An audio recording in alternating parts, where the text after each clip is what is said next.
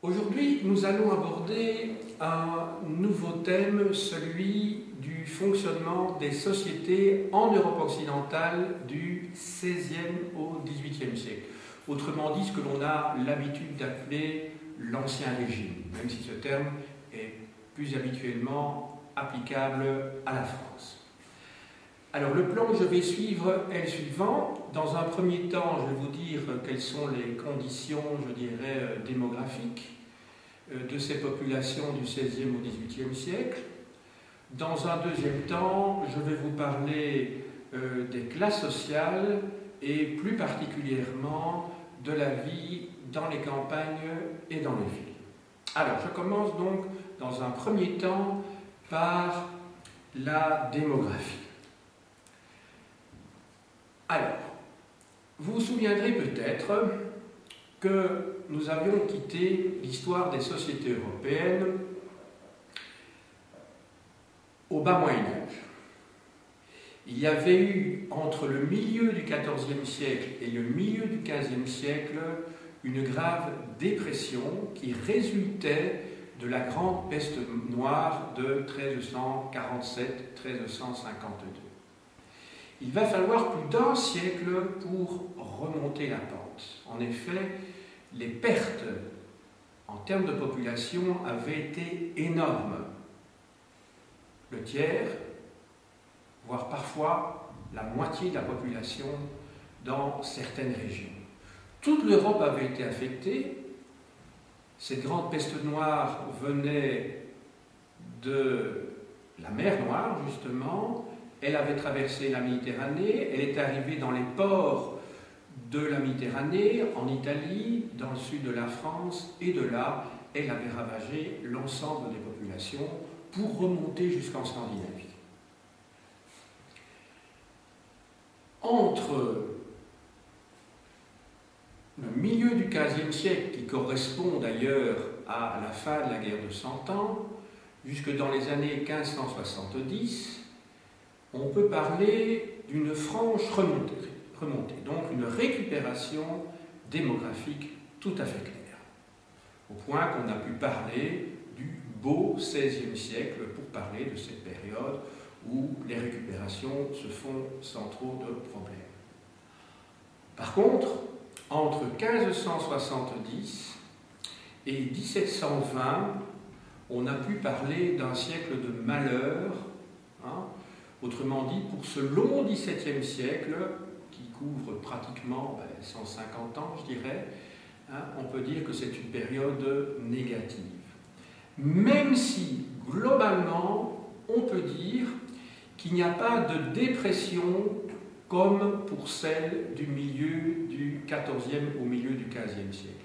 On peut parler d'une dépression, mais on peut dire plutôt qu'il s'agit d'une période de forte turbulence, où il y a des pestes, des épidémies. En effet, le terme peste à l'époque signifie épidémie dans son sens général. Quand on ne savait pas très bien de quoi il s'agissait, on disait qu'il y avait la peste, mais il ne s'agissait pas obligatoirement de la peste bubonique.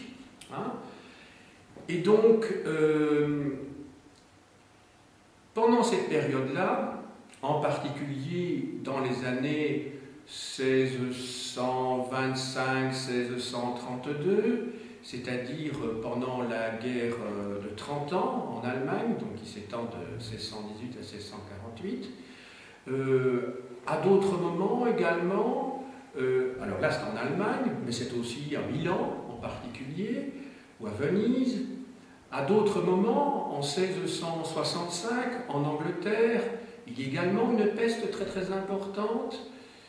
Et je dirais qu'à la fin du XVIIe siècle, les temps sont rudes en particulier, et la dernière grande peste, qui va d'ailleurs pouvoir être jugulée, parce qu'on comprend les mécanismes de l'épidémie, les moyens qu'il faut pour se protéger d'un point de vue hygiénique, prophylactique, la dernière peste qui est jugulée, c'est celle de Marseille en 1720.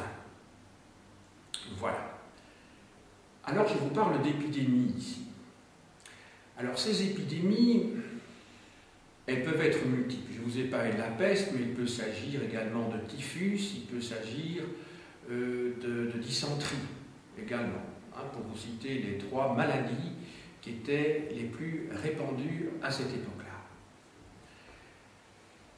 Alors, ces épidémies, elles sont favorisées évidemment par la pauvreté de l'alimentation.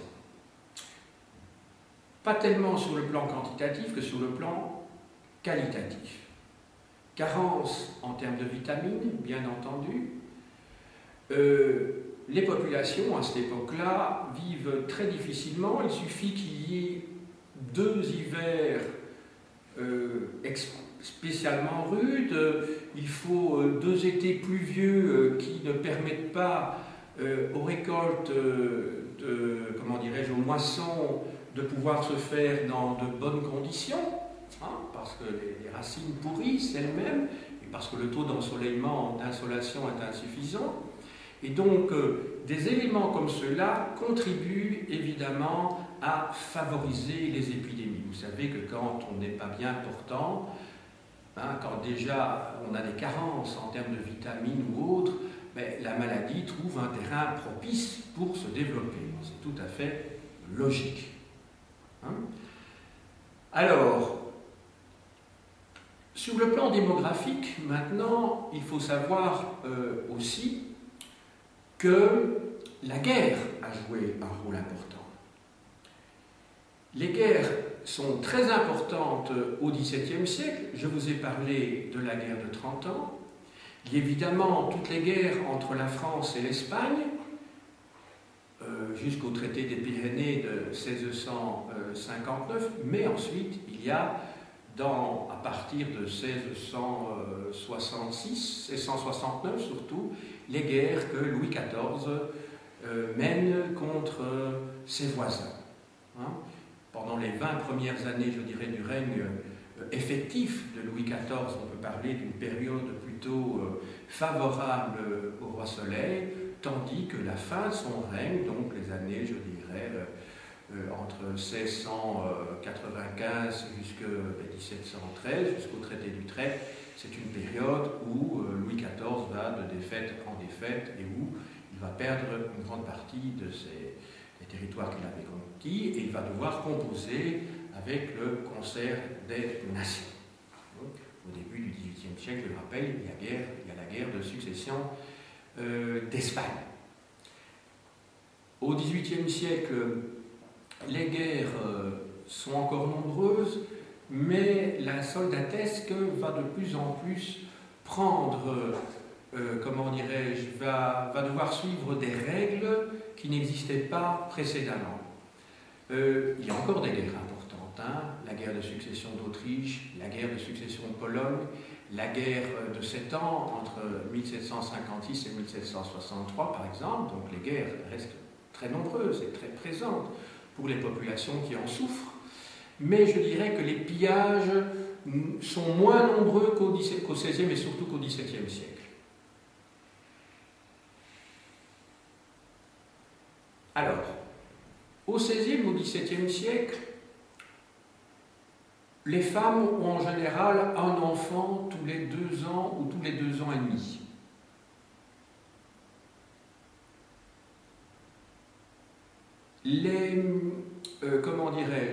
Un enfant sur 4 meurt avant l'âge d'1 an et un autre enfant sur 4 meurt entre 1 an et 5 ans. Autrement dit, on peut dire qu'il n'y a plus qu'un enfant sur 2 qui arrive à l'adolescence et à l'âge adulte. Ce qui signifie que dans une famille moyenne, on a la plupart du temps 6 enfants et il y en a 3 qui survivent dans le meilleur des cas. Pour vous donner un ordre de grandeur.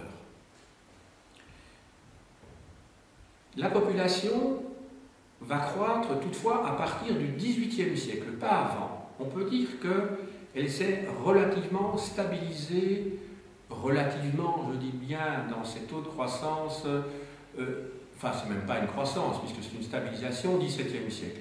Il y a des hauts et des bas, des flux et des reflux. En France, il y a 20 millions d'habitants à l'époque de Louis XIV. En Italie, il y en a 12 millions. Et ces deux niveaux ne seront pas dépassés pendant longtemps. Si vous voyez les chiffres de la fin du XVIIIe siècle, il y a 28 millions d'habitants à la veille de la Révolution française. 28.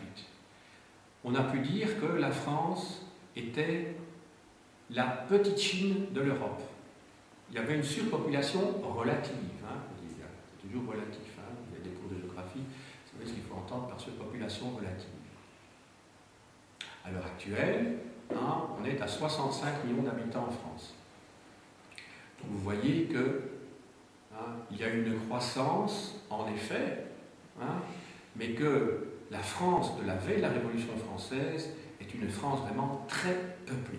Je vous dis 12 millions en Italie, 20 millions en France à cette époque-là. Dans nos régions, lorsqu'il correspond au territoire de la Belgique qui n'existait pas à l'époque, il y a 3,5 millions d'habitants. Pour vous donner un ordre de grandeur. Maintenant, il y en a plus de 10 millions. Alors, il faut compter que la population va croître de 15% entre 1700 et 1750, je dis bien 15%, en Europe occidentale, et dans la deuxième moitié du XVIIIe siècle, de 30%. Ce qui est étonnant, c'est qu'on voit que des taux de croissance similaires se retrouvent en Chine, alors qu'il n'y a pas de lien. Donc on peut parfois s'interroger un petit peu sur certains synchronismes. J'y faisais déjà allusion lorsqu'on a étudié la préhistoire l'an dernier, en première. Alors maintenant, après avoir vu les principaux aspects démographiques, je vous ai dit qu'ils sont liés, bien entendu, à la faim, aux épidémies, aux guerres, les trois étant souvent liés, parce que les soldats transportent des virus et des microbes, parce que les soldats pillent la nourriture, ce qui entraîne la faim, donc on peut parler presque d'un écosystème faim, maladie, guerre. Et parallèlement à ça, je vous ai dit que les femmes ont entre deux enfants, ont un enfant tous les 2 ans, tous les 2 ans et demi, et qu'elles en ont pratiquement 6. Beaucoup de femmes meurent en couche, parce que les conditions de l'accouchement sont loin d'être idéales et que bon, les infections sont très nombreuses. Alors, vous allez me dire, mais si on fait le calcul de tout ça, 2 enfants, un enfant tous les 2 ans, ou tous les 2 ans et demi, qu'on en a 6, et que les femmes meurent souvent en couche, ça veut dire qu'il y avait, contrairement à l'époque actuelle, beaucoup plus de veufs que de veuves. À l'heure actuelle, c'est le contraire, comme vous savez, parce qu'évidemment, l'espérance de vie est beaucoup plus importante, et donc les hommes et les femmes vivent bien au-delà de l'âge auquel ils peuvent procréer, en tout cas les femmes, ça me paraît assez évident, bien au-delà de la ménopause. Les femmes, les hommes, ils pourraient continuer, mais enfin, théoriquement, ils prennent leur pension après un certain âge, généralement. Ça va?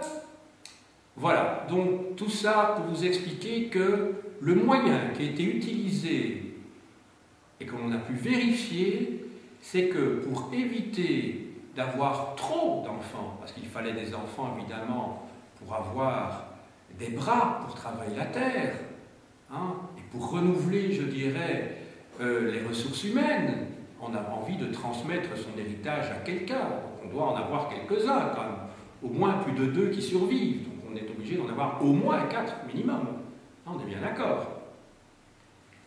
Eh bien, le moyen qui a été utilisé à l'époque pour limiter la fécondité, c'est l'âge tardif du mariage, contrairement à ce qu'on pourrait penser. Pendant longtemps, jusqu'il y a 50 ans, on pensait qu'on se mariait très jeune. On croyait qu'on se mariait à 13-14 ans pour les filles, 16 ans pour les garçons. C'est tout à fait faux. Les recherches historiques ont montré que ce n'était pas ça du tout. C'était le cas pour la noblesse, parce que là, on se mariait jeune, parce que là, on devait effectivement assurer le patrimoine, voilà. Mais pour les paysans, ils se mariaient tard, ils se mariaient souvent en 26, 27, 28 ans. Donc c'est tout à fait, ça ne correspond pas du tout aux préjugés que l'on peut avoir pour cette époque-là. Mais alors ils ne vivaient pas très vieux non plus. Et donc c'est ce qui explique. C'était un moyen de juguler la démographie. On a vu qu'il y aurait eu peut-être aussi à partir du XVIIIe siècle aussi d'autres moyens, comme ce qu'on appelle le coitus interruptus, des choses comme ça. Bon, voilà, mais le moyen le plus sûr, c'est de retarder l'âge au mariage. Donc, ceci dit, il y avait évidemment des jeunes filles qui étaient enceintes, etc. Il ne faut pas croire que tout le monde, c'était tous des petits anges à l'époque, bien entendu. Mais on remarque qu'il y a quand même une certaine discipline. Or, cette discipline, elle doit être rationnée par qui? Entre autres par l'Église. On va voir le rôle que l'Église a joué, surtout à partir du XVIIe siècle. Un rôle très très important. On faisait peur constamment aux gens avec le purgatoire, l'enfer. On va voir le rôle des prêtres, qui vont avoir un rôle très important. Et ça, c'est pour dans quelques minutes. Alors, je vous parlais des grands tout à l'heure, donc les nobles. Il faut se dire que dans l'époque qui nous intéresse, du XVIe au XVIIIe siècle, on est dans une époque où les classes sociales sont très marquées par la recherche des honneurs et par la fortune, bien sûr. Les honneurs tout d'abord, la recherche des titres. Il y a tout d'abord la vieille noblesse, ce qu'on appelle aussi souvent la noblesse d'épée. Ceux qui peuvent se prévaloir d'ancêtres parfois remontant aux croisades. En tout cas, on essaye d'organiser son arbre généalogique pour avoir quelques ancêtres qui remontent au XIIe ou XIIIe siècle. Alors ça, c'est la noblesse d'épée. C'est la vieille noblesse qui sert la plupart du temps dans l'armée. Ce sont des officiers. Ce sont des militaires, en tout cas, qui ont, comment dirais-je, se sont recyclés, puisque l'époque féodale est révolue, depuis le début du XVIIe siècle. Après les guerres de religion, cette noblesse a vu tous ces châteaux rasés à l'époque de Richelieu, et donc il a fallu se recycler. Et donc ils se mettent au service, je dirais, du roi, pour se battre dans ses régiments, pour faire la guerre. Louis XIII, Louis XIV, Louis XV et Louis XVI. Dans le cas de la France, c'est la même chose en Italie, en Allemagne, en Espagne, bien entendu. Alors, il y a toute une hiérarchie parmi les puissants. Il y a des gens qui sont très puissants, très riches, et qui peuvent parfois avoir un revenu correspondant à entre 1000 à 2500 fois le salaire d'un ouvrier agricole. Vous savez qu'à l'heure actuelle, certains patrons ont parfois des revenus qui sont très très importants aussi. Il suffit d'entendre, vous savez, quand on entend ce gagne certains patrons de grosses sociétés multinationales, on est assez effaré. D'autant plus que nous sommes toujours en période de crise, on ne comprend pas toujours comment certains patrons sont aussi bien payés et comment certains actionnaires touchent d'aussi grandes dividendes, alors qu'ils licencient les employés, les ouvriers qui travaillent dans leur entreprise. Donc, on est aussi dans une société qui est de plus en plus inégalitaire. De plus en plus inégalitaire. Ça, c'est sûr. Alors, à cette époque-là, vous avez des gens qui sont très puissants, puis vous avez également des petits nobles. Alors, les petits nobles, ce sont parfois des gens qui vivent de manière assez fruste, qui ont peut-être 2 ou 3 domestiques, qui vivent dans un petit manoir qui ressemble souvent à une grosse ferme, voire parfois, certains de ces nobles sont désargentés. Si vous avez lu le livre de Théophile Gautier, Le Capitaine Fracasse, qui a pour héros le baron de Sigognac, vous verrez qu'il vit dans un château dont le toit est percé, et comme il ne parvient plus à vivre dans ce château, il décide de suivre la voie du métier de comédien, et il rentre dans une troupe de théâtre. Alors évidemment, ça c'est un roman de Théophile Gautier, mais c'est pour vous dire que la noblesse n'est pas aussi homogène qu'on pourrait le penser. Mais alors, il y a ceux qui ont de l'argent et qui veulent devenir des nobles, qui veulent devenir des nobles parce que ça fait bien, c'est une belle carte de visite évidemment. Quand vous êtes un grand marchand, quand vous êtes un négociant, eh bien, vous pouviez à cette époque-là acheter votre titre de noblesse. Sauf que, une fois que vous étiez devenu noble, vous n'étiez pas considéré comme un vrai noble par les nobles qui, eux, l'étaient depuis plusieurs siècles. Vous étiez considérés comme des parvenus. Vous étiez des marquis ou des comtes ou des barons, mais ça ne faisait pas très sérieux, quoi. Et comment devenait-on noble? Ben, la plupart du temps, en achetant des terres nobles, parce que les terres pouvaient avoir le statut de terre noble. Alors vous achetez une terre, alors vous appelez par exemple Durand, ça va?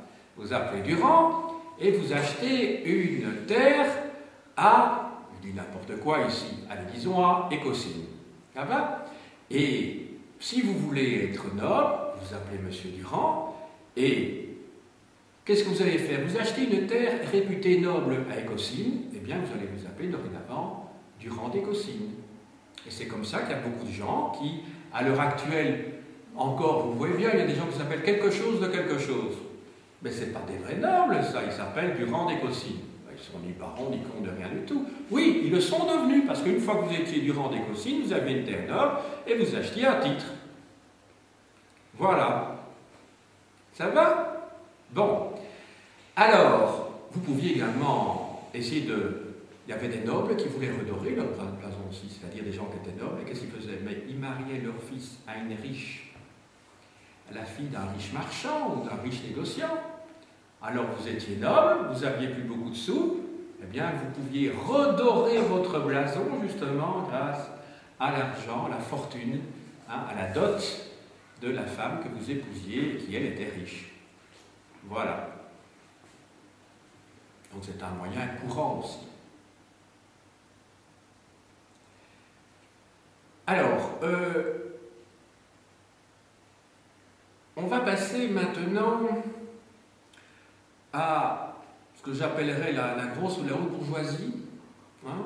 La haute bourgeoisie, ce sont donc des gens qui sont ces grands marchands dont je vous parlais il y a quelques instants, des grands négociants, aussi des industriels. Mais pas des industriels au sens où on l'entend maintenant, parce qu'à cette époque-là, la révolution industrielle n'a pas encore eu lieu. La révolution industrielle, elle se produit dans le courant du XVIIIe siècle, et on peut dire qu'elle prend vraiment tout son élan dans le dernier tiers du XVIIIe siècle. Hein, mais il y a toute une série de grandes découvertes dans le domaine de la métallurgie, du textile, la machine à vapeur au XVIIIe siècle, qui se font.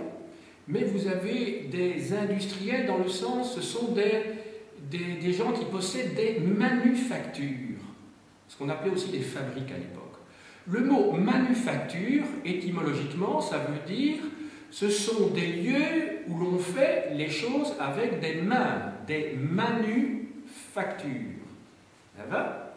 Donc on ne parle pas encore d'usine comme au XIXe siècle, parce que là vous avez des machines donc mécaniques. Hein? À cette époque-là, dans les manufactures, vous pouvez avoir parfois même plusieurs centaines de personnes, mais ces centaines de personnes doivent, comment dirais-je, sont rassemblées en un même lieu, mais voilà, elles ne travaillent pas sur des outils mécaniques, elles doivent les actionner elles-mêmes. Ce n'est pas grâce à une machine à vapeur, par exemple. Alors, ces gens sont souvent d'ailleurs des fabricants marchands. C'est-à-dire qu'ils fabriquent et ils commercialisent leurs produits. Le XVIIIe siècle est une période où se développe la proto-industrialisation. Alors comment se fait la proto-industrialisation? Donc ça veut dire la première industrialisation. Eh bien, de la même manière que jadis, j'ai pu vous parler de proto-histoire, vous vous souvenez, cette période qui est intermédiaire entre la préhistoire et l'histoire, ici, on est dans une période où on est à cheval ou entre la manufacture de type classique et l'usine, où il y a des machines mécaniques comme au XIXe siècle. Et dans cette période-là, qu'est-ce qui se passe? Eh bien, vous avez des gens qui ont de l'argent, qui, pour éviter de passer par les corporations, parce que dans les corporations, souvenez-vous, au Moyen-Âge, il y avait des règlements très stricts. On ne pouvait pas faire ce qu'on voulait. Hein, souvenez-vous, il y avait d'ailleurs une réglementation, il y avait des apprentis, des compagnons, des maîtres, il y avait toute une réglementation également concernant les prix, concernant les salaires. Qu'est-ce qu'on faisait à cette époque-là? Eh bien, au XVIIIe siècle, on a commencé à délocaliser exactement, hein, ça correspond exactement au phénomène dont nous parlons maintenant. Hein, c'est-à-dire que pour éviter de payer des charges trop élevées à l'État, mais à destination des ouvriers et des employés pour leur maladie, l'invalidité, leur pension, les allocations familiales, etc., eh bien, il y a des entreprises qui délocalisent de Belgique, de France, d'Italie vers la Bulgarie, la Roumanie, par exemple, voire l'Ukraine, voire encore plus loin, hein, voire ça peut être la Thaïlande, l'Indonésie. Hein, le tout, c'est d'avoir une main-d'œuvre qui soit quand même un peu compétente, parce que si vous n'êtes pas compétent, il vaut mieux rester ici, hein, effectivement, parce que là, on a le savoir-faire. Hein. Alors là, on délocalise, parce qu'on peut faire une voiture 2 fois moins chère en Roumanie qu'en Belgique. Voilà. Mais à cette époque-là, on va procéder de la même manière au XVIIIe siècle dans ce cadre de cette proto-industrialisation. Plutôt que d'avoir des ouvriers, des apprentis, des compagnons qui travaillent dans le cadre des corporations en ville, on va délocaliser dans les campagnes et on va avoir des tisserands, masculins ou des tisserands, des hommes ou des femmes d'ailleurs, hein, qui vont travailler à domicile. Celui qui possède, qui a de la fortune, va fournir une fois par semaine la laine aux tisserandières qui se trouvent dans les villages, aux tisserands dans les villages, qui eux, à partir de leurs rouets, hein, ou de leurs petites machines, mais pas mécaniques, bien entendu, hein, à la main, vont produire les tissus dont on a besoin. À la fin de la semaine, il y a quelqu'un qui fait le tour de toutes les campagnes, de tous ces tisserands dans les campagnes, qui revient avec des ballots de laine, et tout ça, hein, ces ballots de laine ou de tissu, hein, parce que bon, ça dépend ce qu'on en fait, et alors, hein, tous ces draps, s'il s'agit de laine, et de toile, s'il s'agit de lin, hein, sont ramenés dans la ville, et la personne qui a fourni la laine, hein, ou le lin, va commercialiser, et va faire même du commerce régional, voire international. C'est pas le début du capitalisme, parce que le capitalisme, il remonte bien loin, vous savez, hein, mais c'est en tout cas le début de l'industrialisation. Et quand on va inventer la machine à vapeur, il suffira simplement d'appliquer ce qu'on faisait. On va, évidemment, les machines à vapeur, il ne pourra pas y en avoir dans les campagnes, on est bien d'accord, et c'est à ce moment-là que la fabrique, au sens moderne du terme, va naître, et ce sera l'origine des usines, parce que là, il faudra concentrer en un même lieu des centaines, voire des milliers d'ouvriers et d'ouvrières. Mais vous voyez, on a eu une phase intermédiaire entre la manufacture, je dirais, artisanale, avec quelques personnes qui travaillent dedans, voire les grandes manufactures, alors royales, comme la manufacture des Gobelins à l'époque de Louis XIV, par exemple, hein, vers une manufacture, des petites manufactures locales, donc délocalisées de la ville vers la campagne, et on rapatrie tous les biens qui ont été manufacturés, transformés vers les villes, et là vous avez le fabricant, commerçant, négociant, qui lui va se charger de faire du commerce régional, voire international. Donc vous voyez, et ça c'est la phase qui précède, hein, je dirais, la révolution industrielle au sens classique du terme, où non seulement on utilise une main-d'œuvre qu'on peut facilement exploiter, hein, mais en plus ça, on a pas des grandes concentrations, ce serait exagéré, quoique, vous savez, on n'en était pas loin, mais on peut rassembler donc dans un lieu donné, hein, tous les gens là où se trouvent les machines. Voilà. Alors vous allez me dire, mais comment la révolution industrielle a-t-elle pu se faire? Bon, on le verra l'an prochain, mais justement, parce que dans les campagnes, hein, lorsque la population va augmenter, je vous ai dit que la population va augmenter à partir de la première moitié du XVIIIe siècle. Vous vous souvenez, 15%, et puis 30% entre 1750 et 1800. Hein, la population augmente. Ce qui veut dire que si la population augmente, ben, qu'est-ce qui se passe? On va produire plus. On produit plus, il faut aussi nourrir plus, hein, mais on va produire plus. Si on produit plus, hein, alors qu'est-ce qui va se passer? Nouveau, dans les campagnes, on va pouvoir augmenter les prix, hein, mais les gens des campagnes vont pouvoir faire la loi, enfin quand je dis les gens des campagnes, ce n'est pas les paysans, ce sont les grands propriétaires terriens qui vont pouvoir faire les campagnes, comment dirais-je, qui vont pouvoir faire la loi par rapport à ce qui se passe en ville. Certains vont même pouvoir spéculer, c'est ce qui va se passer en 1788, 1789, quand on dit le peuple de Paris avait faim. Alors effectivement, il y avait une mauvaise récolte dans l'hiver 1788-89. Sauf que il y avait des gens qui avaient amassé le grain et qui ont spéculé sur la demande dans les villes, parce que ce n'est pas dans les villes qu'on produit du grain, comme vous savez. Et à partir du moment où la demande devient trop pressante, mais les prix vont augmenter évidemment dans les villes. Et ça, c'est un des éléments qui explique certainement la Révolution française. En tout cas, c'est ce moment de crise, de survoltage, évidemment, de la population parisienne et des villes en 1789. Alors, je crois qu'il est peut-être temps maintenant de parler un petit peu de la population des campagnes. Alors, la population des campagnes, il faut la diviser en plusieurs catégories. Dans un village,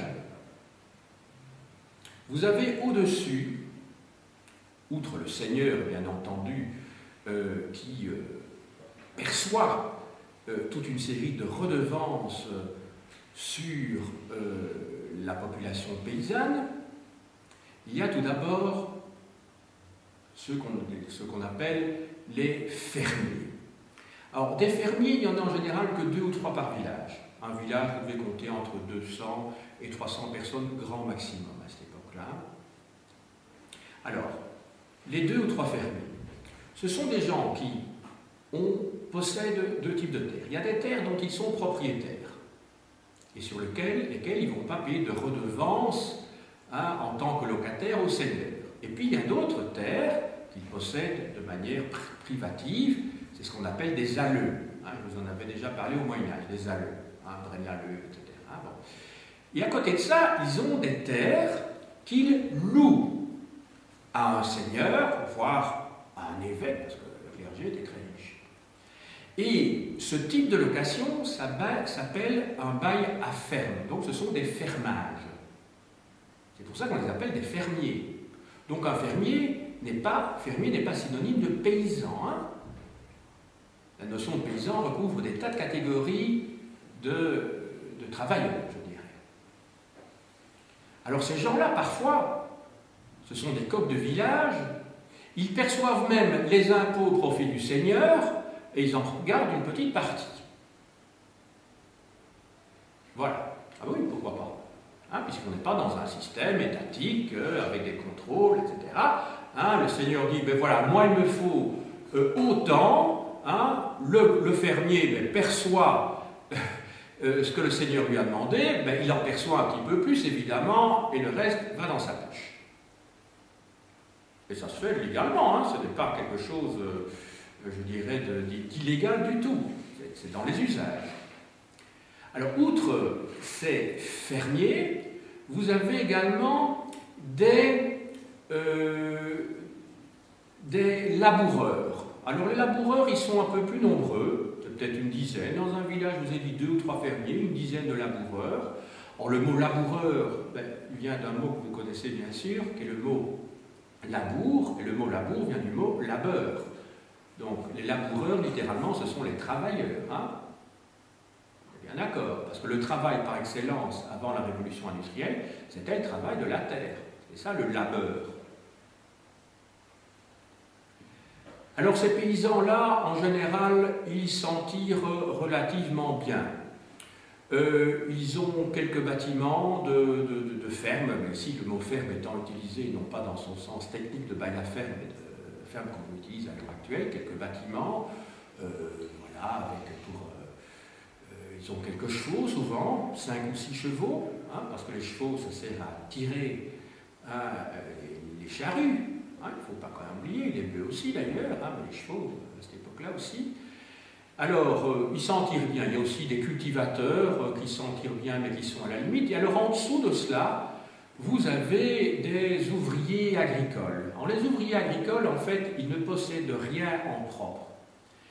Ils n'ont pas de terre qui leur appartiennent. Ce sont des gens qui travaillent sur les terres des autres. Alors ça peut être un travail saisonnier, la plupart du temps c'est un travail saisonnier, donc ils habitent dans une petite maison comme ça, une petite maisonnée qui fait peut-être 20 mètres ou 30 mètres carrés, hein, dans lesquels vivent tous les membres de la famille. Donc vous imaginez, hein, vous avez les parents, vous avez peut-être le grand-père ou la grand-mère qui a survécu, ça arrive parfois, c'est très rare parce que l'espérance de vie était beaucoup plus courte qu'à l'heure actuelle. Hein, et puis alors vous avez les enfants qui vivent ou qui survivent. Hein, on peut en avoir 6, mais on en a rarement 6 en même temps, parce qu'il y en a souvent l'un ou l'autre qui est déjà décédé avant qu'on ait les suivants. Hein, tout ça entre 20 et 30 mètres carrés. Donc ce sont en fait des gens qui payent, ce sont les plus mal lotis, je dirais, parmi les paysans. Et vous avez toujours, bien entendu, quelques vagabonds qui sont très mal vus par la police, par la... comment dirais-je, par la gendarmerie, hein, parce qu'il y a déjà une gendarmerie déjà à cette époque-là, par les gabous, les gabous ce sont ceux qui perçoivent la gabelle, c'est parmi ces gens-là qu'on trouve des gens comme Mandrin, ça vous rappelle peut-être quelque chose, ce sont des sortes de Robin des Bois de l'époque, quoi, qui suscitent des révoltes contre la gendarmerie royale, contre les percepteurs d'impôts, voire les seigneurs. Voilà. Alors maintenant, on va voir, alors tout ce dont je vous ai parlé, il faut bien vous rendre compte que ça ne concerne que l'Europe occidentale. Parce qu'en Europe occidentale, le servage a disparu. Toutes les catégories de paysans dont je vous ai parlé, ce sont des gens qui sont libres. Soit ce sont des fermiers, soit ce sont des laboureurs, je vous ai parlé également de cultivateurs, je vous ai parlé d'ouvriers agricoles, mais même les ouvriers agricoles, tous les vagabonds, ne sont pas serfs. Au moment de la Révolution française, il n'y avait pratiquement plus de serfs, hein, que ce soit tout à fait clair. Donc on ne supprime pas le servage à la Révolution française, contrairement à ce qu'on peut lire dans certains manuels. Il n'y avait plus de serfs. Où y avait-il des serfs encore? C'était en Europe centrale et en Europe orientale. Donc les serfs, on les trouvait où? On les trouvait en Pologne, on les trouvait dans le Brandebourg, on les trouvait en Hongrie, bien entendu, en Slovaquie, en Ukraine, en Russie. Là, il y a des serfs. Et vous savez que là, il y a des serfs jusque très tardivement. Jusqu'en plein 19e siècle, vous avez des serfs, hein, dans l'Empire d'Autriche-Hongrie, dans le royaume de Prusse, en Russie. Vous savez que c'est seulement en 1861, je dis bien 1861, hein, que le servage va être aboli par le tsar Alexandre II sur les terres de la couronne. Donc 50 ans avant la grande révolution d'octobre, la révolution communiste, il y a encore des serfs là-bas. Tandis qu'en Europe occidentale, et certainement en France ou dans nos régions, il n'y a plus de serfs. Les serfs, il y en avait encore au Moyen-Âge, mais au Moyen-Âge, je vous ai dit qu'ils n'étaient déjà plus la majorité. Je vous ai dit que d'après des calculs d'historiens, les historiens se disputent entre eux, hein, comme dans toutes les disciplines, hein, certains disent, mais ces chiffres ont été remis en question, que le nombre maximum de serfs qu'il y aurait eu au Moyen-Âge, c'était à l'époque carolingienne où il y aurait eu 25% de serfs. Et déjà que les 75 autres % de paysans n'étaient déjà plus des serfs. Voilà. Donc c'est pour vous donner des chiffres de grandeur. Donc il ne faut pas avoir cette vision qu'on vous a peut-être donnée à l'école primaire, hein, le cerf, taillable et corvéable à Bercy. Il y avait déjà d'ailleurs des chartes de franchise, hein, déjà au XIe, XIIe siècle, XIIIe siècle. Donc déjà tous ces gens-là étaient franchisés, si je puis dire, hein, même si le terme a une autre signification à l'heure actuelle. Ça va? Donc, il ne faut pas avoir cette vision un petit peu simpliste et caricaturale que certains manuels d'enseignement primaire vous ont peut-être donné, peut-être pas. J'espère d'ailleurs que vous avez eu des manuels scolaires plus évolués que ceux que moi j'ai eus il y a une quarantaine d'années, hein, parce que je suis plus vieux, vous l'avez remarqué. Donc, j'espère que, bon, la vulgarisation de la science est quand même faite aussi dans ces manuels-là. Voilà.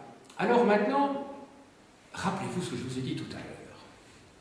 Une société ne peut bien fonctionner, je dirais, quand il y a des classes sociales aussi bien définies que celles de l'Ancien Régime, qui ne fonctionnent que par privilège. Et le mot privilège signifie qu'il y a des lois privées, privilèges, hein, lège c'est leges en latin, les lois. Donc des privilèges, ce sont des lois qui sont différentes suivant l'ordre auquel vous appartenez. Suivant que vous êtes membre du clergé, suivant que vous êtes membre de la noblesse, membre du tiers état, vous n'avez pas les mêmes tribunaux, vous n'avez pas les mêmes règlements, les mêmes lois, suivant que vous êtes membre d'une corporation ou pas, donc les lois étaient différentes. Nous, depuis 1789, on a un système où nous sommes tous égaux devant la loi, et la loi est la même pour tous. En théorie, c'est bien que dans la pratique, il y a parfois des choses un peu louches, mais en tout cas, la loi est la même pour tous. À cette époque-là, c'est pas vrai. Il y a des lois différentes, suivant l'ordre auquel vous appartenez, suivant la région où vous appartenez. N'oubliez pas qu'à cette époque-là, dans chaque région, il y a des lois différentes. Il ne faut pas oublier ça. La Belgique n'existait pas à l'époque. La loi du Brabant, du duché de Brabant, ce n'est pas la loi du comté de Namur, ce n'est pas la loi du comté de Flandre, et a fortiori les lois de la principauté de Liège, qui n'appartenaient même pas à la même confédération, c'est d'Habsbourg. Il faut avoir conscience de tout ça à cette époque-là. Vous avez donc des tribunaux tout à fait différents. On verra le cas des Pays-Bas espagnols et autrichiens dans une leçon ultérieure. Et donc, pour cadenasser la société, il faut évidemment un ordre idéologique qui garantisse tout cela. Autrement dit, il faut que la population dominée, qui représente la grande masse de la population, soit encadrée idéologiquement. Et encadrée idéologiquement, ça veut dire quoi? Il faut que les petits gens n'aient pas envie de transgresser un ordre social que les classes dominantes prétendent être voulues par Dieu. Pour que les gens n'aient pas envie de faire la révolte et d'aller directement au château ou dans le manoir du Seigneur et déchirer les titres seigneuriaux, ce qu'ils font en 1789 par ailleurs. Et il y a eu de nombreuses révoltes déjà au XVIIe siècle, les nu-pieds, les croquants, etc. Je vais vous montrer des livres qui parlent de toutes ces révoltes des paysans à cette époque-là. Il y avait même des jacqueries déjà au XIVe siècle. Mais pour éviter que, justement, le couvercle de cette casserole où l'eau est en train de bouillir ne saute véritablement, il fallait donc faire peur aux gens. Et qui se charge de faire peur aux gens? Il y a bien sûr le pouvoir, la justice seigneuriale, il y a la justice royale, mais il y a aussi le clergé. Et le clergé, c'est quoi? Ce sont des gens qui sont là pour vous expliquer tous les dimanches au prône, le dimanche quand vous allez à la messe, le dimanche matin, vous expliquer que vous êtes peut-être malheureux parce que vous avez des difficultés à vivre. Il y a la famine, il y a les épidémies, vous devez payer les impôts surtout, alors que vous avez déjà peu de moyens pour vivre. Mais que tout cela est voulu par Dieu. Et que s'il y a des impôts, il faut des seigneurs, il faut des maîtres, il y a toujours eu des pauvres et des riches, c'est ce qu'on vous explique à la messe. Donc il n'est pas question de se révolter contre cet ordre social, puisque c'est un ordre social voulu par Dieu, et que le roi lui-même est garant de cet ordre, puisqu'il est le représentant de Dieu sur terre. C'est ça la monarchie absolue de droit divin. Il est le représentant de Dieu sur terre. Donc se révolter contre le roi, ou se révolter contre le Seigneur, qui appartient du même ordre social et politique que le roi, vous imaginez bien que c'est se révolter contre son destin. On ne peut pas. Alors les curés vont avoir un rôle très important. Le mot curé apparaît au XVIe siècle. Avant, on parlait de prêtres.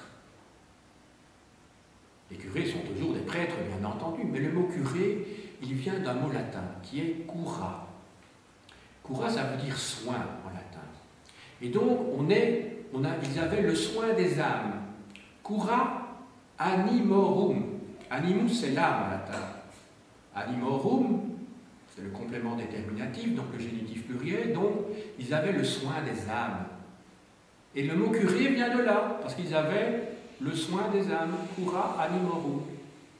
Mais le soin des âmes, c'est surtout, vous avez compris ce que je veux dire, le soin des âmes, c'est surtout maintenir les gens dans l'ordre voulu. Donc c'est le mot ordre qu'il faut revenir ici. Alors, quelle est la fonction des curés? Eh bien, vous devez vous dire que dans les villages, toute la vie du village tournait autour de la religion. Alors, tourner autour de la religion, comment? Eh bien, il y avait tout d'abord la messe du dimanche, qui était le moment de la semaine. Mais vous devez vous dire qu'à l'époque, il n'y avait pas seulement la messe du dimanche, il y avait de nombreux jours qui étaient d'ailleurs chômés. C'est-à-dire où on ne travaillait pas parce qu'il y avait des fêtes. Ça va? Des fêtes. Des fêtes religieuses. Et elles étaient très nombreuses dans les villages avant. Maintenant, il n'y a plus que quelques fêtes. Hein, où on fait vraiment la fête. Hein? Mais avant, vous devez vous dire qu'on faisait la fête pratiquement, vous devez vous dire que le nombre de jours où l'on ne travaillait pas, c'était pratiquement la moitié des jours de l'année. C'était beaucoup quand même. Hein? Alors on fêtait Saint machin chouette, Saint une telle qui sauvait, qui vous soignait des maux de dos, des mauvaises contractions pour l'accouchement, de la peste, de que sais-je, de la folie, enfin on se vouait à des tas de saints. Sans parler des fêtes traditionnelles de l'Église catholique que tout le monde devait respecter, c'est-à-dire il y avait bien entendu Noël, hein, il y avait bien entendu Pâques, il y avait bien entendu l'Ascension, la Pentecôte, l'Assomption, hein, tous ces dates-là, sans parler de périodes qui avaient leur importance aussi, par exemple l'Avent, c'est-à-dire la période qui précède Noël, le Carême, la période où on mangeait maigre, hein, c'était le mois qui précédait Pâques, hein, et qui était précédé du carnaval que l'on vient de fêter la semaine passée. Hein. Vous devez vous dire que le carnaval avait un rôle très très important, mais c'était une fête païenne qui précédait justement une période d'abstinence religieuse, parce que le carnaval est d'origine païenne. Hein.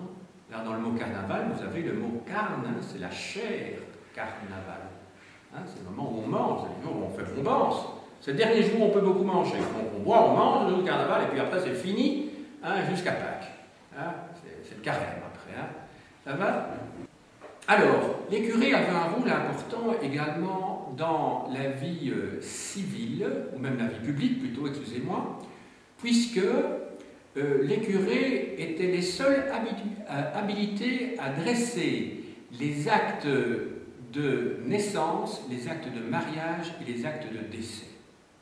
Ils en avaient même l'obligation, hein, en France depuis François Ier, hein, et cela va durer en France ou dans nos régions jusqu'à la Révolution française. À partir de ce moment-là, on va créer l'État civil. Ce ne sera plus l'État religieux, c'est l'État civil. Et l'État civil, c'est quoi? Ça veut dire que vous devez déclarer la naissance, le mariage, le décès, donc à la mairie ou à la maison communale. Les curés ont également un rôle important, ou plutôt la religion a également un rôle important dans la recherche de la sorcellerie. Or, ça n'a l'air de rien, la sorcellerie maintenant c'est quelque chose qui n'existe plus dans nos régions, mais la sorcellerie a été très présente. Et curieusement, elle n'a pas été très présente comme on le pense souvent, donc c'est aussi un préjugé à casser au Moyen-Âge, mais la sorcellerie a connu son âge d'or, si je peux dire, ou son âge noir, hein, pour être plus précis, hein, entre 1560 et 1640. Donc pendant 80 ans, donc, il va y avoir de très très nombreux procès de sorcellerie, qui correspond à la période qui commence, je dirais, avec la période de la contre-réforme.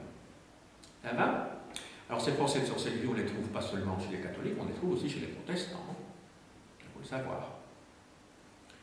Et ceux qui sont parvenus à éradiquer ce phénomène, ce sont les magistrats. Parce qu'on passait devant des tribunaux, et les magistrats qui sont formés dans des écoles de droit, la faculté de droit, ce sont des gens qui raisonnaient, qui faisaient usage de la raison. Et par conséquent, ils ont de plus en plus jugé les choses non plus en termes religieux, mais en termes éclairés, si je puis dire. Alors vous savez que le phénomène de la sorcellerie visait un certain nombre de gens, et ça statistiquement on a pu le prouver, hein, parce qu'on a gardé les actes des procès de cette époque-là. 9 fois sur 10, les sorciers étaient des sorcières. Donc on est dans une société profondément misogyne. Profondément misogyne. Alors, quand vous voyez les âges auxquels on était condamné, soit à l'étranglement, soit à être brûlé vif, les deux pouvant se succéder d'ailleurs, on pouvait être étranglé avant d'être brûlé vif, voilà, c'était une manière d'abréger vos souffrances, hein, mais pour ça il fallait reconnaître ses fautes juste avant d'être brûlé, parce que sinon, si vous ne reconnaissiez pas vos fautes, là vous étiez vraiment brûlé vif. Hein.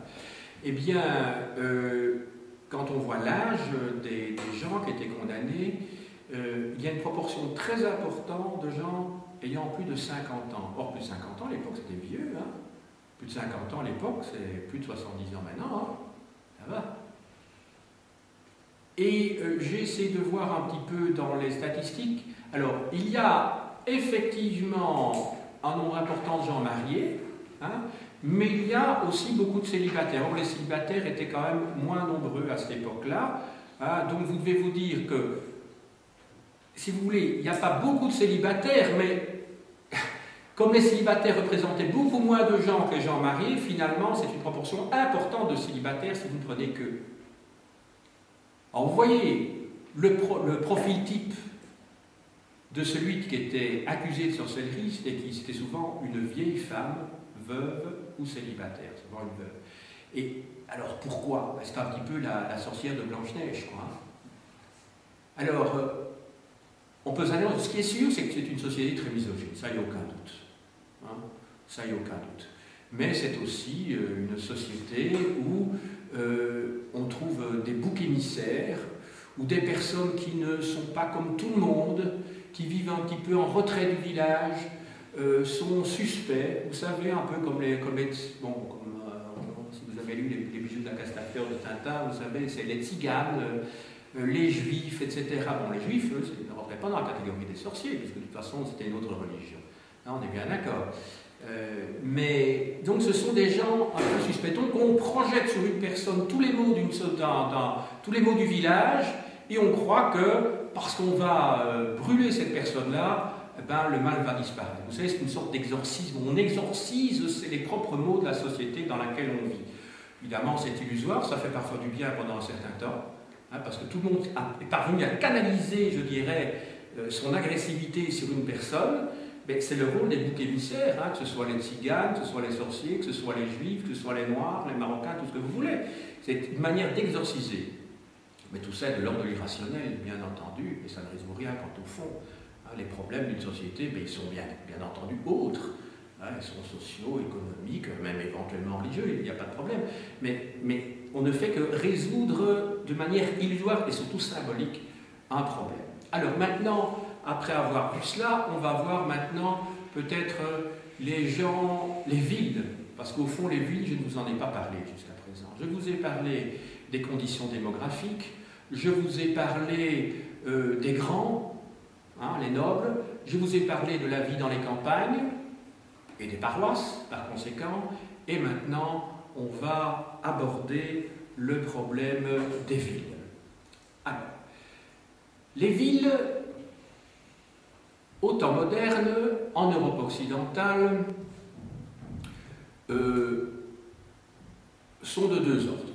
La grande majorité des villes sont peu peuplées. Vous devez vous dire qu'il y a approximativement, il y a peut-être une douzaine de villes en Europe occidentale qui ont plus de 100 000 habitants. Imaginez, une douzaine de villes avant le XVIIIe siècle qui ont plus de 100 000 habitants. Parmi ces villes, on trouve bien entendu Paris, Londres, Amsterdam, Venise, Séville, hein, pour ne citer que celles qui me viennent à l'esprit pour l'instant. Alors les villes, à cette époque-là, possèdent toujours des murailles, parce qu'il y a toujours des guerres, Mais certaines villes, pour pouvoir s'agrandir, vont devoir démolir le rural.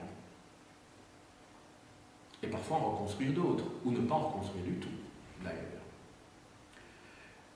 Les conditions de vie dans ces villes étaient souvent extrêmement difficiles. Vous ne devez pas imaginer des villes avec un bel urbanisme, vous savez, des belles rues, des grandes avenues, etc.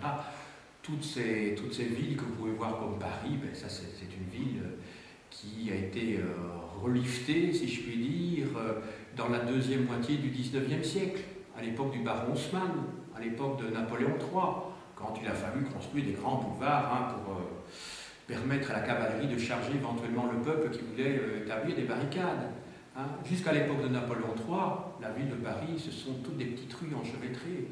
Bruxelles, c'est toujours des petites rues enchevêtrées. Vous n'avez pas de grand boulevard à Bruxelles, vous êtes bien d'accord.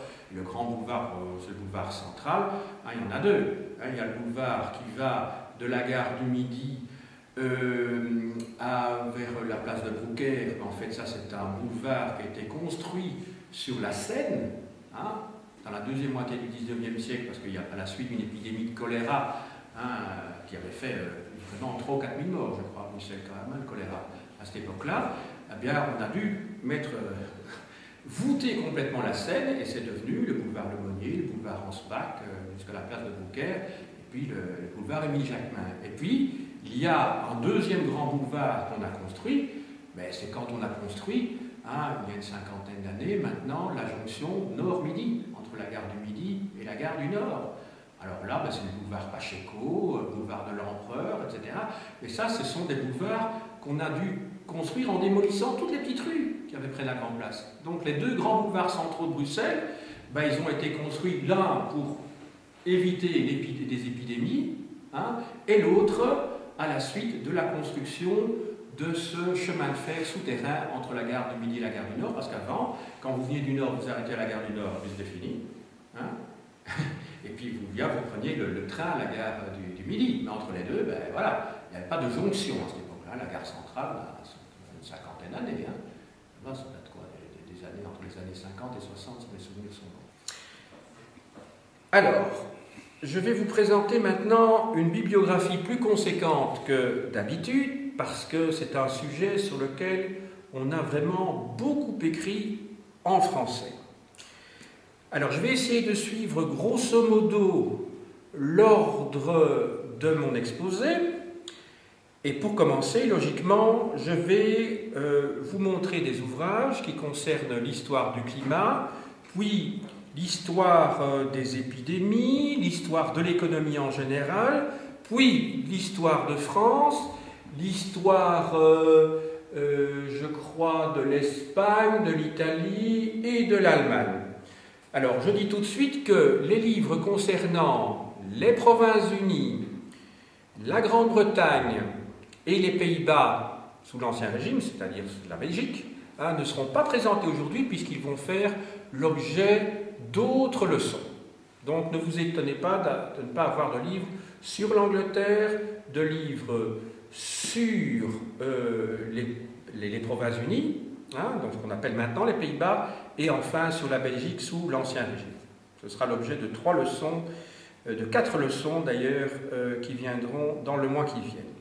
Alors, je commence tout d'abord sur l'histoire du climat. Alors, Emmanuel Leroy de Ladurie est un auteur, je dirais, incontournable pour l'époque qui nous intéresse.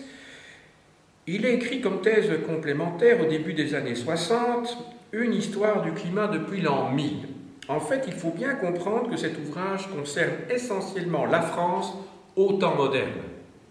Donc, en gros, cet ouvrage porte sur l'époque qui va du bas Moyen-Âge jusqu'au XIXe siècle et surtout concerne essentiellement donc la France.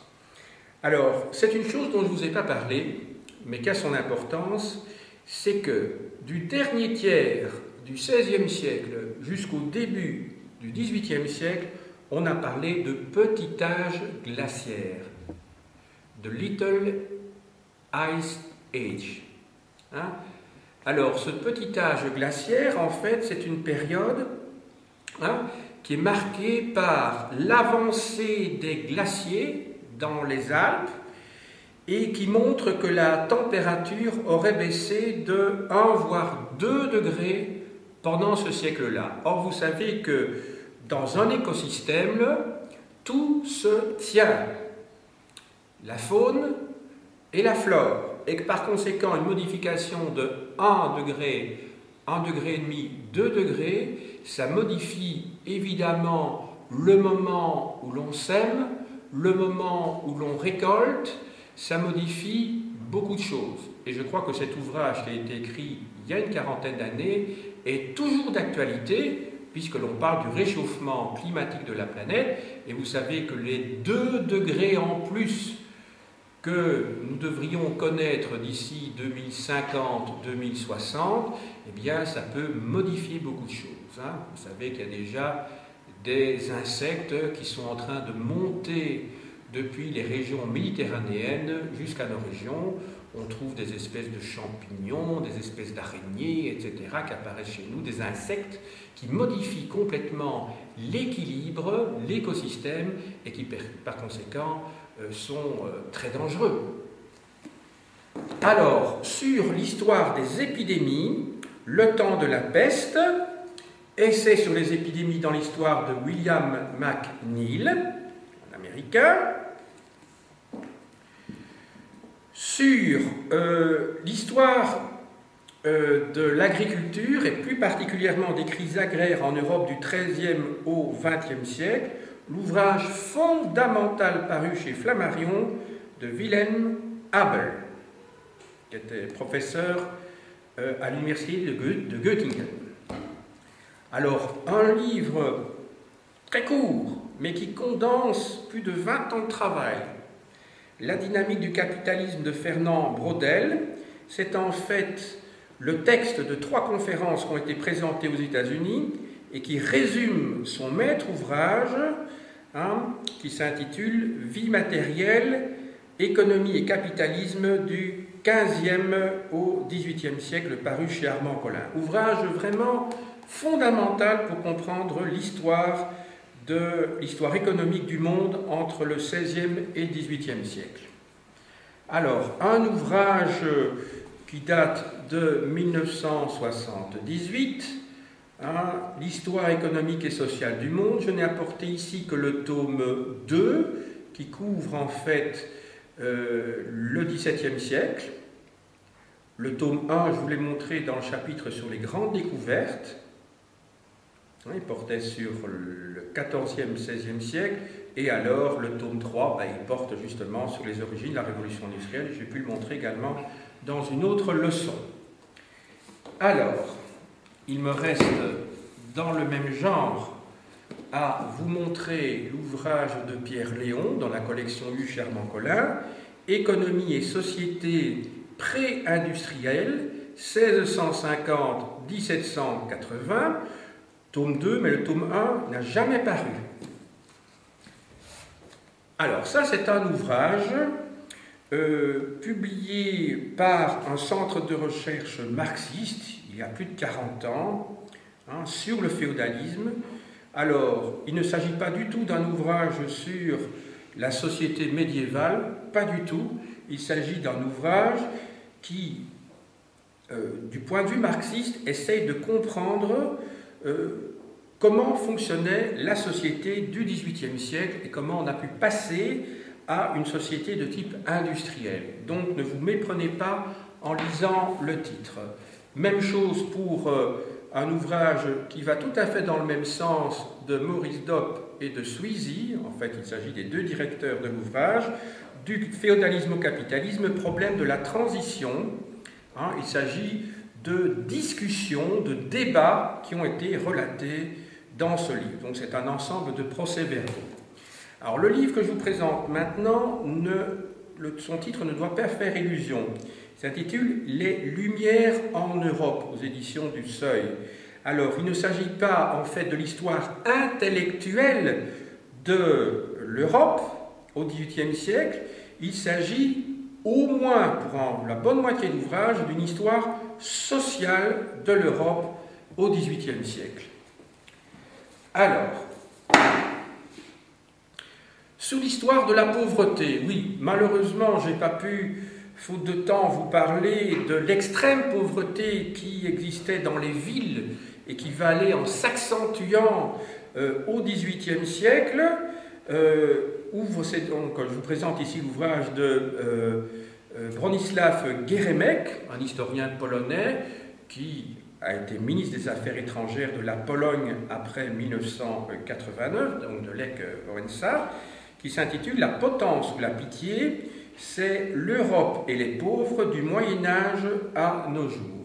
C'est un ouvrage très bien fait qui concerne l'ensemble des populations européennes et qui vous montre justement dans quelles conditions vivaient des gens dont nous n'avons plus, heureusement je dirais, que de moins nombreux représentants, quoiqu'à l'heure actuelle, les sans-abri, comme vous le savez, sont de plus en plus nombreux.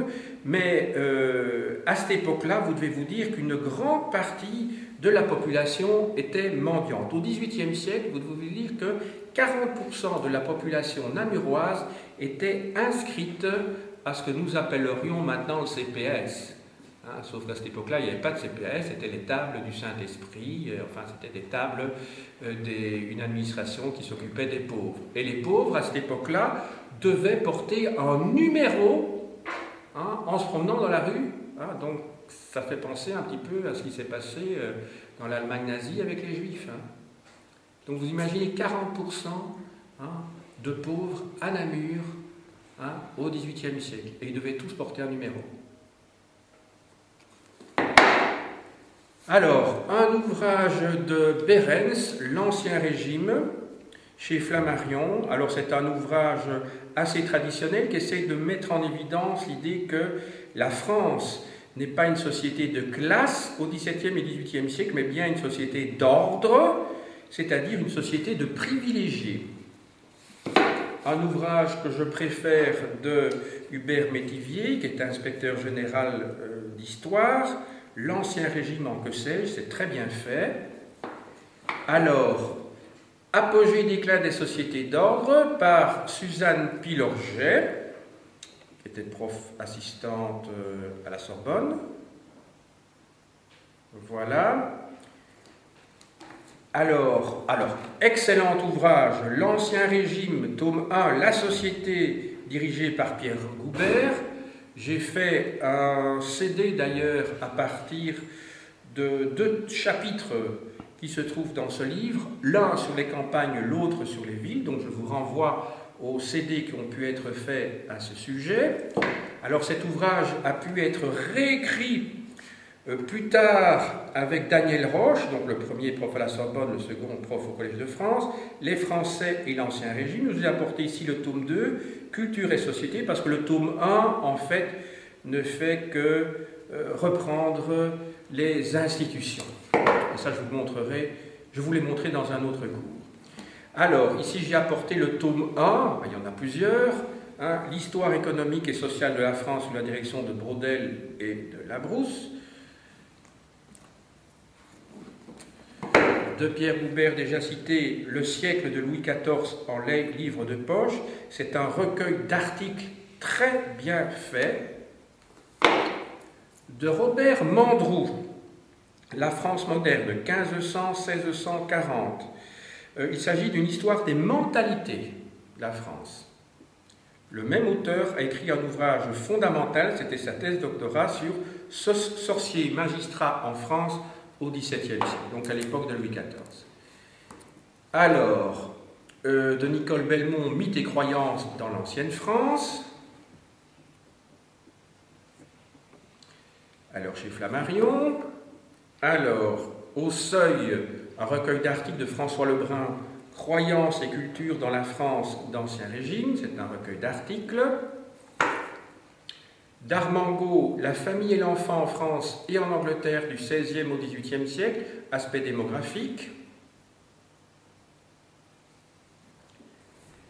De Philippe Ariès, qui est un des fondateurs de l'histoire des mentalités des temps modernes, L'enfant et la vie familiale sous l'Ancien Régime, au Seuil.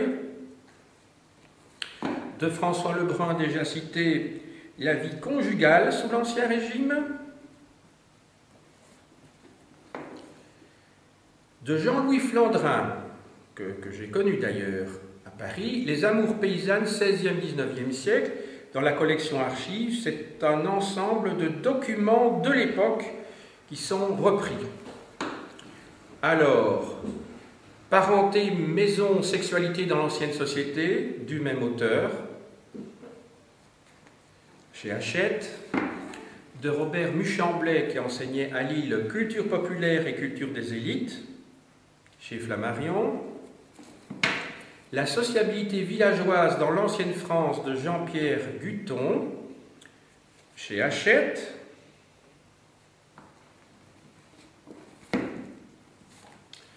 Initiation aux problèmes socioculturels de la France au XVIIe siècle, de Ralph Albanese,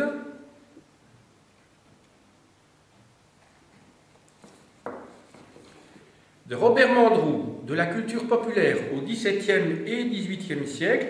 Il s'est intéressé plus particulièrement à la littérature de colportage, et en particulier à ces petits livres bleus de ce qu'on appelait la bibliothèque bleue de Troyes, qui permettait donc la transmission des nouvelles d'un village à l'autre sous l'Ancien Régime.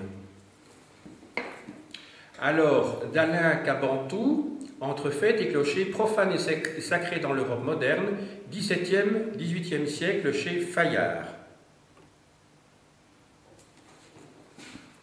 De Michel Vauvel, Piété baroque et déchristianisation en Provence au XVIIIe siècle. Oui, je suis dans le chapitre plutôt religieux pour l'instant, au Seuil.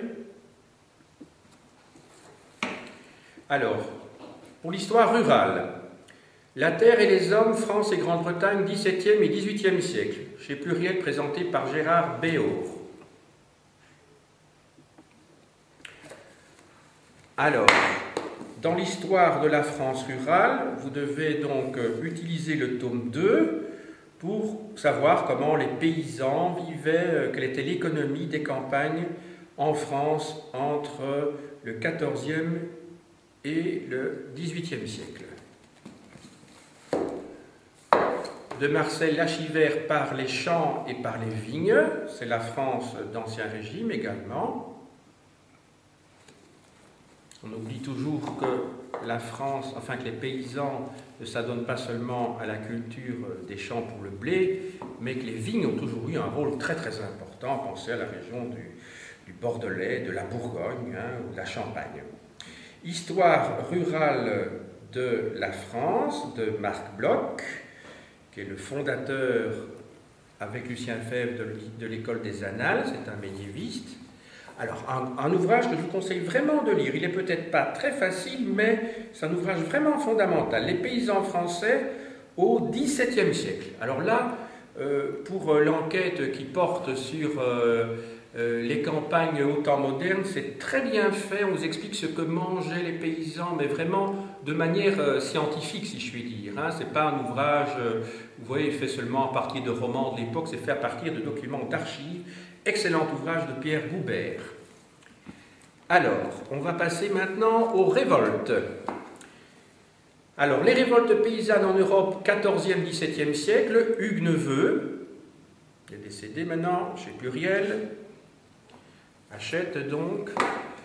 Alors, Fêtes et révoltes des mentalités populaires du 16e au 18e siècle de Yves-Marie Bercé, qui était directeur de l'école des Chartes, prof à la Sorbonne. Alors, vous avez un ouvrage relativement récent, qui est une brique de Jean Nicolas, La Rébellion française, je dis bien la Rébellion française, 1661-1789. Donc en folio. Alors là, c'est un ouvrage qui a fait vraiment polémique. Les soulèvements populaires en France au XVIIe siècle chez Flammarion. Cet auteur qui est un stalinien, un historien russe, a déchaîné la polémique en France lorsqu'il a publié son ouvrage. Il a bénéficié d'archives tout à fait intéressantes qui se trouvaient à Leningrad, donc maintenant à Saint-Pétersbourg, et c'est en particulier l'école de Roland Mounier qui s'est opposée à lui et ses élèves comme Yves-Marie Bercé et puis Lorguet aussi, voilà. Alors, je vous ai parlé de l'histoire rurale, maintenant je parle de l'histoire urbaine, l'histoire de la France urbaine. Ici c'est le tome 3 qui porte sur les villes en France au temps moderne. Alors, de Daniel Roche, La France des Lumières, de nouveau, le titre ne doit pas faire illusion, il ne s'agit pas de l'histoire intellectuelle, il en est question aussi, mais il s'agit surtout de l'histoire économique et sociale de la France au XVIIIe siècle. Le même auteur a publié Le Peuple de Paris, au XVIIIe siècle, justement, toujours chez Fayard. Alors, publié par Arlette Farge, des documents d'époque, Vivre dans la rue à Paris au XVIIIe siècle, dans la collection Archives, publiée par Julliard et Gallimard. Alors un auteur qu'on ne lit plus, et c'est bien dommage, un auteur du XVIIIe siècle, Les Nuits de Paris, de Rétif de la Bretonne, chez Folio. On passe maintenant à l'histoire économique, le mercantilisme de Pierre Deyon, c'est la politique menée par Colbert en particulier. Alors, les Français devant l'impôt sous l'Ancien Régime de François Huncker, c'est chez Flammarion, ça je crois, oui, Flammarion. Alors, un recueil de documents du même François Huncker, Expérience bancaire sous l'Ancien Régime. On parle entre autres de la fameuse expérience de John Lass. Alors, d'Yves Durand, Finance et mécénat, les fermiers généraux au XVIIIe siècle. Les fermiers généraux, je vous ai expliqué dans un autre cours qu'il s'agit des percepteurs d'impôts, des gens extrêmement riches. Alors, Mourir autrefois, attitude collective devant la mort au XVIIe et XVIIIe siècle, présenté par Michel Vauvel, c'est un ensemble de documents. Les mémoires du duc de Saint-Simon, donc c'était un duc, un noble père du royaume qui observait d'une manière très fine tout ce qui se passait à la cour Louis XIV. C'est un abrégé ici, bien entendu. La vie quotidienne en France au temps de la régence de Jean Meyer en Hachette. Même chose à l'époque de Louis XV de Guy Chaucinan-Nogaret en Hachette. Le même Chaucinan-Nogaret a dirigé un ouvrage Histoire des élites en France du XVIe au XXe siècle. Alors, le même auteur a publié La noblesse au XVIIIe siècle chez Complexe. Alors, c'est un ouvrage essentiel parce qu'il explique en fait que, contrairement à ce qu'on pense, la noblesse à l'époque, au XVIIIe siècle, ne comprenait pas que des forces conservatrices, des gens qui se complaisaient dans leur richesse d'antan, et qu'il y avait parmi eux des industriels, des gens qui investissaient et qui étaient des novateurs. De Norbert Elias, La société de cour, en Flammarion. Alors, de Madeleine Foisil, Le sire de Gouberville. En fait, c'est l'histoire d'un seigneur qu'on connaît particulièrement bien grâce à son livre de raison. Si vous voulez, c'est son journal qu'il écrivait au quotidien, donc on sait tous comment il vivait. Alors, de Daniel Dessert, Argent, pouvoir et société au grand siècle. Oui, il y a plus de 800 pages là-dedans. Et c'est l'histoire des financiers qui prêtaient de l'argent à l'État, et souvent les dirigeants de l'État étaient derrière eux, c'est le cas de Mazarin. Sur l'histoire de l'école, à l'époque qui nous intéresse, du collège au lycée, présenté par Marie-Madeleine Compère, dans la collection Archives. Alors, d'Emmanuel Rolla-Durie, un résumé de sa thèse doctorale Les paysans du Languedoc du XVIe au XVIIIe siècle, c'est de la démographie. Du même auteur, L'argent, l'amour et la mort en Pays d'Oc, ça concerne le XVIIIe siècle. Alors, de Lucien Fèvre, son doctorat aussi, en abrégé, Philippe II et la Franche-Comté, en Flammarion. de Pierre Houbert, un ouvrage essentiel, 100 000 provinciaux au XVIIe siècle. Alors, l'ouvrage de Miro sur la Brie, à cette époque-là aussi.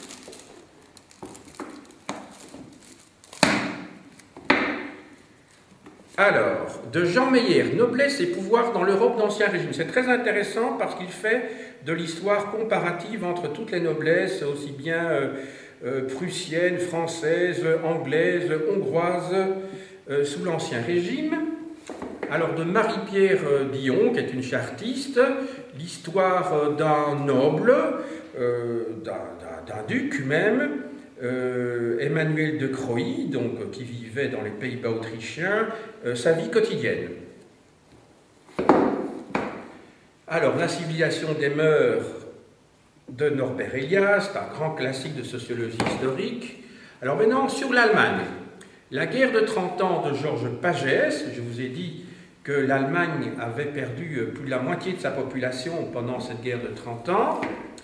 Alors, de Robert Mandrou, les Fugger, propriétaires fonciers en Souabe, 1560-1618, c'est chez Plon. Il faut savoir que les Fugger, c'était des banquiers, mais comme souvent à cette époque-là, les gens investissaient dans la terre, parce que c'était une valeur sûre, de la même manière que les Belges aiment bien investir dans la brique de nos jours. Joseph Pérez, l'Espagne du XVIe siècle, c'est un recueil de textes. Alors, de Michel Devès, l'Espagne de Philippe IV, 1621-1665, ça nous intéresse en particulier parce que les Pays-Bas étaient sous domination espagnole à ce moment-là. Alors, de Jean Delumeau, un ouvrage que je vous ai déjà montré, l'Italie de Botticelli à Bonaparte. Il n'est pas seulement question d'art, comme souvent dans les ouvrages sur l'Italie, il est question également de la société et de l'économie. Alors, le pouvoir au village, histoire d'un exorciste dans le Piémont du XVIIe siècle, donc c'est sur l'histoire de la sorcellerie, de Giovanni Levi, chez Gallimard. Ah, ben je retombe sur des ouvrages sur l'Espagne, parce que c'était mal classé, manifestement. Alors, de Bartolomé Bellassar, attitude et mentalité du XVIe au XIXe siècle en Espagne. Il est question également de sorcellerie, toute une série de procès de zoophilie, enfin tous ceux qui s'intéressent à ça, c'est très bien expliqué. Histoire de et civilisation de l'Espagne classique au temps moderne. Alors, encore un ouvrage de Bartolomé Bellassar, Un siècle d'or espagnol, donc ça couvre la période 1550-1650, c'est l'époque de Cervantes, de Lope de Vega, de Calderón, etc. Alors, encore deux ouvrages sur l'Allemagne, d'Henri Brunswick chez Flammarion, Société et romantisme en Prusse au XVIIIe siècle, et enfin, pour terminer, de François Dreyfus, Société et mentalité mayence dans la seconde moitié du XVIIIe siècle chez Armand Collin. J'ai dit.